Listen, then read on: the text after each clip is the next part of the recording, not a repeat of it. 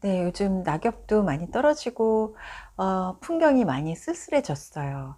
이제 이럴 때는 가을을 타는 분들이 많이 있으시죠. 그리고 또 그 가을을 타시면서 꼭 반드시 수반되는 감정, 같이 올라오는 감정은 외로움, 쓸쓸함이에요. 특히 요즘은 이제 혼자 사시는 경우가 많잖아요.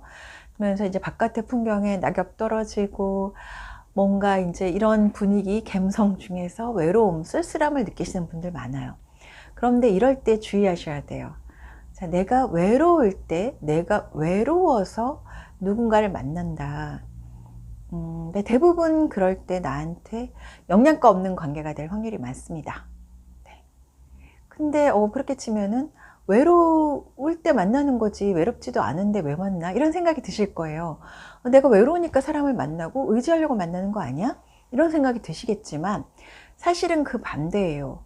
우리 사람은 물론 서로 의지하는 존재, 서로 의지해서 서로 생존하는 그런 존재인 거는 맞지만 사실은 우리는 서로가 혼자 있을 수 있을 때 혼자 있는 것을 충분히 견디고 즐거워할 수 있는 분만이 다른 누군가와도 함께 충분히 즐거워하고 함께 있는 시간을 즐길 수 있어요. 자, 이게 무슨 말이냐면 우리가 이제 한번 비유를 하자면 길거리를 가는데 비틀비틀 거리는 사람이 있어요. 그러면 그 사람은 누군가 부축할 사람이 필요하겠죠. 그런데 처음엔 누군가 도와줄 수 있지만, 그래서 그 사람을 부축할 수 있지만 계속해서 부축해야 된다 그러면 저는 여기까지예요 라고 떠나가겠죠. 그런데 그분이 이제 비틀비틀 거려서 누군가가 부축을 해줘야 되는 상태가 아니고 잘 걸을 수 있다면 우리는 더욱 신나게 즐겁게 대화를 하면서 어떤 뭐 등산도 할 수 있고 산책도 할 수 있겠죠. 산의 정상까지 즐겁게 서로 갈 수 있겠죠. 그런데 계속 부축을 해야 되는 관계라면 부담을 느낄 수밖에 없어요, 상대는. 그래서 어느 순간 멀리하게 되는데 그럴 때 상처를 한 번 더 받게 되시기 때문에 영양가 없는 관계가 되는 거죠. 그래서 우리는 심리학에서는 그런 말을 해요. 혼자 설 수 있을 때 함께 있을 수 있다. 그러기 위해서 가장 필요한 조건은 뭐냐? 외로움을 견디는 것이에요. 혼자 있어 봐야지 했는데 30분도 못 견디고 어느새 문자를 보내거나 전화를 하거나 하는 자신을 발견한다면 조금 더 사람을 만나지 않고 혼자서 견디는 시간이 필요하실 거예요. 혼자 충분히 이제는 괜찮아.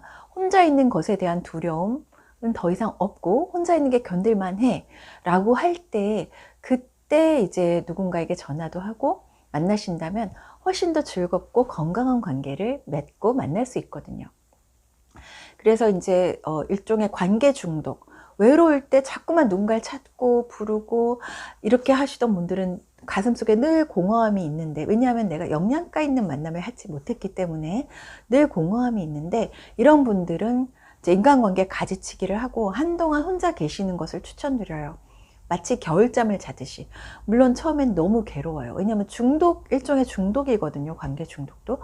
그래서 사람을 만나지 않고 있으면 너무나 불안하고 외롭고 고독하고 쓸쓸하고 견딜 수 없는 감정이 되지만 그럼에도 불구하고 그 시간을 견뎌내면 마치 동굴에서 쑥과 마늘을 먹고 100일을 보낸 것처럼 환골탈태를 하게 됩니다. 다른 사람으로 거듭날 수 있죠. 그래서 외로움을 견딜 수 있는 나의 게이지가 커졌기 때문에 누구를 만나도 두려움 없이 매달리지 않고 집착하지 않고 건강한 관계를 맺을 수 있어요. 그럴 때 연애도 정말 행복한 연애가 되는 거고 불안하지 않은 연애가 되는 거죠. 그래서 이 가을에, 깊어가는 이 가을에 드리고 싶은 말씀은, 누구나 외롭다. 이제 이거는 다 하시는 말씀이지만 그거보다 더 중요한 것은 외로움을 견딜 수 있는 능력이 현대를 살아가는 인간 우리들 모두에게 있어서 굉장히 중요한 능력이라는 말씀 드리고 싶어요. 외로움을 견딜 수 있는 능력이 관계 맺는 데 있어서도 중요한 능력이기 때문이죠. 자, 비록 고독하고 쓸쓸하시더라도 가끔은 혼자 있는 시간 잘 견뎌보시기 바랍니다. 네, 외로움을 견디는 능력을 지니는 가을 되어보세요. 가을을 보내보세요.